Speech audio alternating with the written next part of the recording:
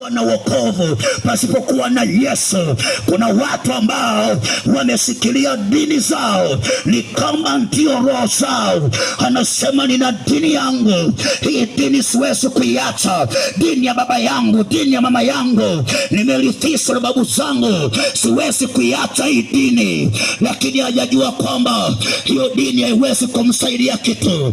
Nisikilize, Biblia inasema kila mmoja atahukumiwa sawasawa na matendo yake. Hapo ndipo ni kubwa la TAG. Lakini kumbe nikiwa sina Yesu, niko ndani ya kanisa zuri, bado naweza kuingia jehanamu. Na hapo ndipo nikakaa nipanga mstari kwa ajili ya kuhukumiwa. Waanglikana watapanga mstari kwa ajili ya kuhukumiwa, panga mstari kwa ajili ya kuhukumiwa. Wasuni watapanga mstari kwa ajili ya kuhukumiwa. Wasea watapanga mstari kwa ajili ya kuhukumiwa. Katoliki watapanga mstari kwa ajili ya kuhukumiwa. Wachungaji tutapanga mstari kwa ajili ya kuhukumiwa.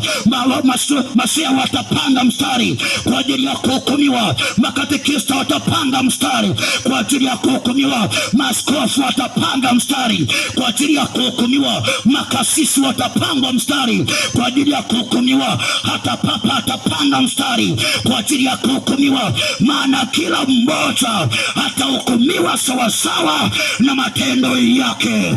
Ile siku mstari utakuwa ni mmoja tu.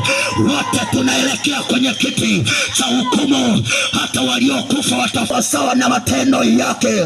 Yani ile siku utashangaa mchungaji wako amesimama mbele yako na wewe uko nyuma. Utashangaa shehe wako amesimama mbele ya hukumu na wewe uko nyuma yako.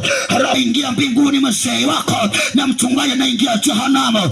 Maana waingie mbinguni au waingie jehanamu. Nisikilize kabisa, maisha unayoishi, maisha ya uzinzi, maisha ya uasherati, maisha ya uchawi na uganga, maisha ya kuabudu sanamu, maisha ya kuabudu miungu mingine, unajua maisha yako unayoishi